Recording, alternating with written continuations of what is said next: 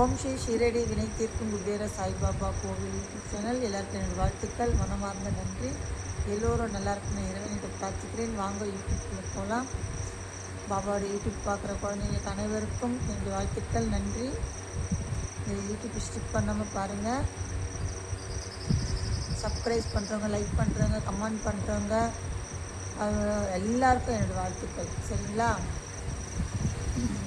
என்ன தெரியுங்களா, இன்றைக்கி ஒரு கோவில் கட்டுறதுன்னா சின்ன விஷயமே இல்லை. எவ்வளோ வலி, எவ்வளோ வேதனை, எத்தனை பேர் ஒவ்வொரு கேள்விக்கும் ஒரு பதிலடி. அவங்க பேசுகிற பேச்சு, பின்னாடி பேசுகிறது, முன்னாடி பேசுகிறது, இத்தனையும் தாண்டி அந்த மனசுக்குள்ளே ஒரு கோவில் கட்டுறதுன்னா ஒரு சர்வசாதாரணமான விஷயம் இல்லை. ஆனால் அந்த வலியோட வேதனையோடு நாங்கள் இந்த கோயிலை கட்டிட்டு வரோம். ஆனால் கண்டிப்பாக எங்களை சிலர் நினைப்பாங்க, நாங்கள் பணம் வச்சு தான் நாங்கள் கட்டுறோம், எங்கள்கிட்ட பணம் இருக்குன்ட்டு. கண்டிப்பாக சத்தியமாக நாங்கள் பணம் வச்சுட்டுலாம் கட்டலை. ஒவ்வொரு வாட்டியும் ஒவ்வொரு தடவையும் எங்களுடைய கடன் வாங்கி, வட்டிக்கு வாங்கி, அது மட்டும் இல்லாமல் ஒவ்வொரு நகைங்களும் மேலே மேலே வட்டிக்கு வச்சு தான் நாங்கள் அடகு வச்சு தான் கட்டிட்டு வரோம். இருக்கிற இல்லை இடத்துலலாம் கூட விற்றுட்டோம். ஒன்றுமே எங்களுக்குன்னு கூட வச்சில்ல. இத்தனையும் தாண்டி தான் இந்த கோவில் நாங்கள் கட்டுறோம். இதெல்லாம் புரியாமல் நாங்கள் எந்த வழியோடு இந்த கோவில் கட்டுறோம் அப்படின்னு புரிஞ்சிக்காமல் சிலர் எங்களை வலிக்க வைப்பாங்க. அதையும் தாண்டிட்டு சிரிச்சுக்கிட்டே தான் நான் எதை செஞ்சாலும் இறைவனே நீ பார்த்துப்போ, உன் கையில் தான் இருக்குது எல்லாமேன்ட்டு பாரத்தை ஃபுல்லாக அவர்கிட்ட கொடுத்துட்டு அவர் கொடுத்த வேலையை நாங்கள் செஞ்சுட்டு வரோம். தயவுசெய்து புரிஞ்சுக்குங்க. ஏன்னா தனிப்பட்ட கோவிலுன்றது அதுக்கு கூட கட்டுறதுக்கு ஒரு மனம் வேணும் இல்லைங்களா? இப்போ இவ்வளோ பெரிய கோவில் கட்டுறோம் அப்படின்னா எனக்கு மட்டும் விழுந்து கும்பிட்றதுக்கான கோவில் கட்டுறேன், எல்லாரும் வரத்துக்கு தானே கட்டுறேன். ஏன்னா எங்களுக்கு அந்த கடவுள் எங்ககிட்ட கொடுத்துருக்க பொறுப்பு, இதை கடமையை கொடுத்துருக்காரு, நாங்கள் அதை செய்ய வந்திருக்கோம். விருப்பப்பட்டவங்க சிலர் டைல்ஸ் வாங்கி கொடுக்குறீங்க, வாசக்கால் வாங்கி கொடுத்துருக்கீங்க. அடுத்தது இந்த டிசைன் ஒர்க் எனக்கு அந்த ஐடியா வாங்கி கொடுத்தாரு. நாங்கள் போய் அவர் பேர் கேட்டோம் பத்திரிக்கையில் போடுறதுக்கு. பெருந்தன்மையாக அவர் என்ன சொன்னாருன்னா, தாத்தா காலத்திலேருந்து ஒரு உதவி செய்தோம் அப்படின்னாக்கா வெளியில் தெரியக்கூடாது அப்படின்ட்டு பெருந்தன்மையாக எங்ககிட்ட சொல்லிவிட்டார். கடவுளே சொல்லியிருக்கிறாருங்க, இந்த கை ஒன்று செய்கிறது இந்த கைக்கு இந்த கை தெரியக்கூடாதுன்ட்டு.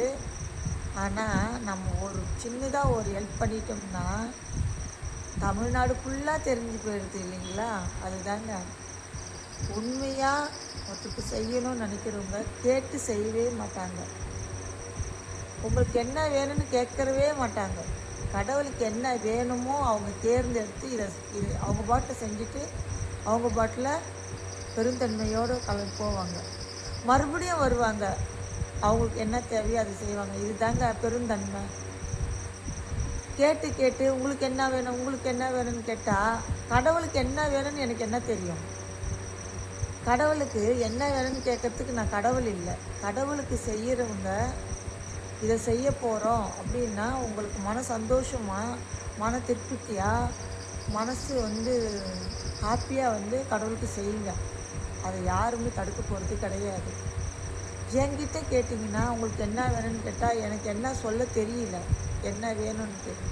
உங்களுக்கு என்ன செய்யணும் பாபாவுக்கு அப்படின்ட்டு உங்களுக்கு என்ன செய்யணுமோ அதை நீங்கள் செய்யுங்க. ஏன்னா எனக்கு என்ன வேணும்னு கேட்டாக்கா நிறைய விஷயங்கள் இருக்குது. நான் எதை கேட்பேன் சொல்லுங்கள் பார்க்கலாம்? எதை கேட்க முடியும்? கேட்டால் இவங்க சொந்தமாக கோவில் கட்டுறாங்க, இத்தனை கேட்குறாங்களேன்னு சொல்லுவாங்கன்றதுக்கோசம் நான் எதையுமே யார்கிட்ட கேட்குறது இல்லை. இப்போ யூடியூப் போட்டிருக்கிறதுனால ஏசகம் போட்டிருக்கான் கோவில் கட்டணும் அப்படின்றதுனால சில இடத்துல கேட்டவங்க எனக்கு நன்கொடை கொடுத்துருக்காங்க. இது போதும் கடவுளே, நம்ம கையால் இறைவன் மூலியமாக பிச்சை வாங்கி இந்த கோவிலுக்கு போடணும் அப்படின்னு பெரியவங்க சொன்னதுனால இந்த கோவிலுக்கு முடிஞ்ச அளவுக்கு வந்திருக்கு. ₹1 வந்தாலும் நம்ம பிச்சை வாங்கி இந்த கோவில் கட்டுறோம் அப்படின்ட்டு பெருந்தன்மையோடு அது பாபாவுக்கு சேர வேண்டியது. ₹1 இருந்தாலும் நம்ம யாசகம் பண்ணுறோம் அப்படின்ற ஒரு பெரும் தன்மையோட போதும். நீங்கள் ஏதாவது செய்யணும் அப்படின்னா கண்டிப்பாக பாபாவுக்கு செய்கிறவங்க நீங்கள் நேரடியாக வந்து என்ன வேணாலும் செய்யுங்க. உங்களுக்கு என்னம்மா வேணும்னாக்கா எனக்கு ஒன்றும் வேணாம், கடவுளுக்கு தான் வேணும். கடவுளுக்கு என்ன செய்கிறோமோ அந்த கடவுள் வந்து ஒரு பகுதி நம்ம செய்தோம்னா 100 பகுதி நமக்கு கொடுப்பார். ஏன்னா எனக்கு வந்து கொடுத்துருக்குறாரு. நான் இந்த இடம் வாங்கும்போது எல்லாத்தையும் விற்றுட்டு தான் நான் வந்து இந்த இடத்த வாங்கினேன். எங்களால் ஒரு செங்கல் கூட எடுத்து வைக்க முடியாத சூழ்நிலையில தான் நாங்கள் ஆயிட்டு ரேஷன் அரிசி கூட சாப்பிட்டு தான் நாங்கள் இருந்திருக்கிறோம். ஏன்னா எங்கள் பிள்ளைங்களுக்கெல்லாம் தெரியாமையே நாங்கள் வந்து எத்தனையோ நாள் பட்டினி இருந்திருக்கிறோம். ஏன்னா எங்கள் பிள்ளைங்களுக்கெல்லாம் வந்து இப்படி ஒரு கோவில் கட்டி கஷ்டப்படணுமான்னு கூட என் பிள்ளைங்களுக்கு வருத்தப்படக்கூடாது, நம்ம பிள்ளைங்களுக்கு தெரியக்கூடாதுன்ட்டு நாங்கள் பசியோட பட்டினியோட இன்றைக்கி பொழுதுக்கு கூட எங்கள் வீட்டுக்காரர் வந்து ரேஷன் அரிசி சாப்பிட்டுட்டு தான் அவர் படுத்துட்டு இருக்கார். ஏன்னா நாங்கள் வந்து பொன்னி அரிசி சாப்பிட்டுட்டு புனிதமாக இருக்கிறத விட ரேஷன் அரிசி சாப்பிட்டுட்டு தெம்பாக இருந்து இந்த கோவில் கட்டணுன்றது தான். சொகுசான வாழ்க்கை வாழறதை விட எல்லாருக்கும் நன்மை செய்து பாபா நல்லது பண்ணுறாருன்னு 4 பேருக்கு நன்மை செய்யணுன்றது தான் எங்களுடைய எண்ணங்களே. அப்படி இருக்க சொல்ல நாங்கள் வந்து எதையும் எதிர்பார்த்து இந்த கோவிலுக்கு இது கிடைக்குமா அப்படின்றது பாபா கிட்ட நாங்கள் வரல. அப்படி நினச்சா பாபா இங்கே வந்திருக்கவே மாட்டார். ஏன் அப்படின்னா அவருக்கு எதையுமே எதிர்பார்க்கக்கூடாது. நம்ம பாட்டில் நம்ம வேலையை பார்த்தோம்னா அவர் பாட்டில் அவருடைய கடமைகளை செய்வார். நீங்கள் செய்யுங்க. பாபாவுக்கு வந்து உங்களுக்கு என்ன விருப்பமோ உங்களால் என்ன முடியுமோ செய்யுங்க. ஆனால் என்கிட்ட வந்து உங்களுக்கு என்னம்மா வேணுமான்னு கேட்காதீங்க. ஏன்னா எனக்கு சொல்ல தெரியல இது வேணும்னுட்டு. நான் வேணும்னு கேட்டேன்னா எனக்கு நிறைய வேணும்னு கேட்க வேண்டியது வரும். ஏன் அப்படின்னா பக்கத்தில் அன்னதானம் கூட கட்டணும், தியானம் கூட கட்டணும், விண்டோ போடணும், இத்தனை இருக்குது. நான் எதை கேட்குறது? இத்தனையும் நான் கேட்க முடியுமா? உங்களுக்கு கடவுள் கொடுத்த மனசு இருக்குது, இறைவன் உங்களுக்குள்ளே இருக்கார், நீங்களும் கடவுள் தான். அந்த இடத்துல இருக்கிறதுனால நீங்கள் கடவுள் உங்களுக்குள்ளே பேசுவார். நீங்கள் கண்டிப்பாக வந்து பாபாவுக்கு என்ன செய்யணுமோ முழு மனசோட உங்களால் முடிஞ்சதை செய்யுங்க. என்கிட்ட கேட்டிங்கன்னா எனக்கு வந்து நான் எதுவும் கேட்குறதுக்கு எனக்கு வார்த்தை வரல இதை செய்யுங்கன்னு சொல்லிட்டு. அதனால வந்து என்னை கேட்குறவங்களாம் உங்களுக்கு என்ன வேணுமான்னு கேட்குறாங்க. எனக்கு எதுவுமே வேண்டாம், உங்களுடைய அன்பு இருந்தால் போதும். நான் வந்து கடவுள்கிட்ட உண்மையும் நேர்மையும் சத்தியமாக நேர் வழியில் போயிட்டு இருக்கேன். அதனால வந்து உங்களுடைய அன்பு எனக்கு கொடுங்க, கடவுளுடைய சக்தி உங்களுக்கு வரும். உங்களால் முடிஞ்சதை கடவுளுக்கு செய்யுங்க, எனக்குன்னு ஒன்றும் வேண்டாம். ஏன் அப்படின்னா நம்ம கடவுளுக்கு நல்லது பண்ணுறோமோ இல்லையோ, கடவுள்கிட்ட இருந்து யாருக்கும் கெடுதலை பண்ணாமல் இருந்தாலுமே அதுவே கடவுள் வந்து நமக்கு நான் செய்கிற நன்மைகள். அதனால வந்து உங்களுக்கு என்ன செய்யணும்னு தோணுதோ நீங்கள் நேரடியாக வந்து விருப்பப்பட்டது நீங்கள் செய்யுங்க. என்னை கேட்கணும்லாம் அவசியமே இல்லை, என்னை கேட்டு தான் செய்யணுன்ற எண்ணமும் இல்லை. ஏன்னா கோயில் உங்களுக்கும் சொந்தமானது தான்.